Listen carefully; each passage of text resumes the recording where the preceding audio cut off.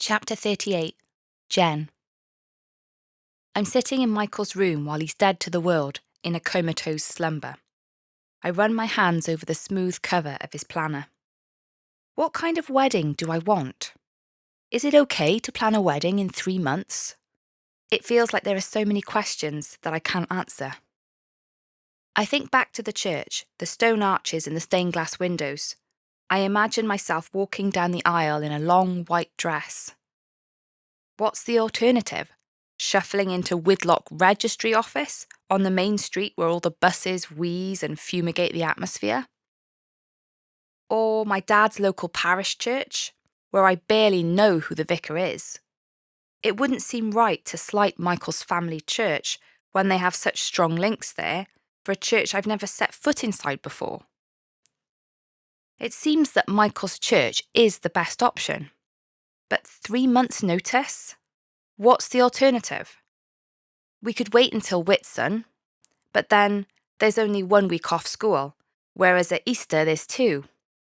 Or the summer holiday, wedding peak season. I bet every venue would have been booked up for 2 years in advance for those premium dates. Next Christmas? Do I really want to get married when it's freezing cold? Plus, that's a whole year away. Whilst the 3-month option seems scarily close, part of me feels disappointed at the thought of postponing. As much as Michael's vow is a pain, the idea of finally being together, living under the same roof, sharing a bed, isn't that what I've been longing for? Surely his keenness for all this shows that he wants that too. Why would I put that off, just because I didn't choose the date myself? What about this long list of things to book? More importantly, who's going to pay for all this? From staff room conversations, I know that people spend thousands on their big day. Michael's family may be well off, but Dad can't afford it, nor can I. I need to speak to Katie. I bite my lip and tap the desk impatiently while the phone rings. Hey, Jen! The sound of her voice makes me exhale in relief. Hey, I breathe. Are you okay? She asks, instantly alert. I have some news. I look at the ceiling and wait for a second, gathering my courage. Michael proposed. What? Ah! She screeches. Did you say yes? Yes, of course, you muppet, I blurt, half laughing, but feeling tears in my eyes again. What happened? Tell me everything. Wait, can I be a bridesmaid? Yes, please, I say. Look, I'm going to need a lot of help. Like, you might have to take the photos and make the cake too. She laughs. I'm serious, Katie. I don't know how I'm going to pay for all this stuff. You only just got engaged. You can save up, she replies airily. Well, that's the other thing I need to tell you. Michael's booked the church. He's what? 3 months. I've got 3 months to plan a wedding. What am I going to do? Katie responds with her favourite stream of swear words. That's not helpful, I comment. Can't you just change the date? The summer's going to be all booked up. I don't really want to wait until next Christmas. Plus, it's too cold. Have you spoken to Dad yet? No. I massage my forehead. I can't ask him for a 10 grand showpiece wedding. I need to work out how to do this in a way that won't bankrupt us for the next 10 years. What about Michael? Isn't he loaded?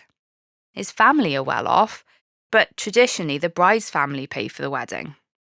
Katie utters some expletives to give her opinion on this historic tradition.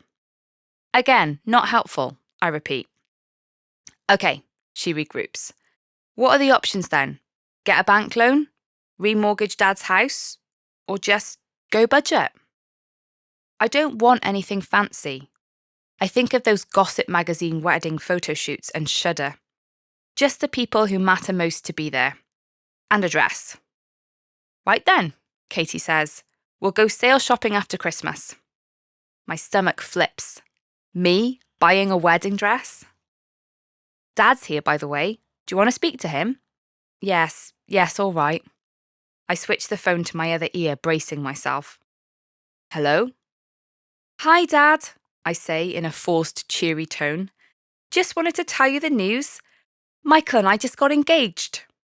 Congratulations, he replies calmly. He doesn't sound surprised. I hope it all went off okay then. You knew about this? I look at Michael, but he's still out cold. Oh yes, Michael came round to ask my permission a while ago. I think it was while you were out at one of those quiz nights.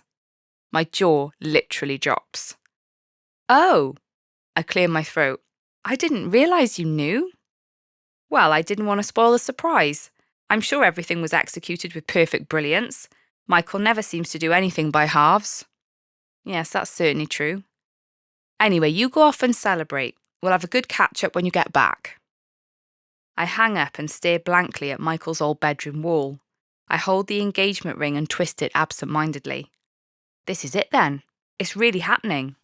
I'm engaged.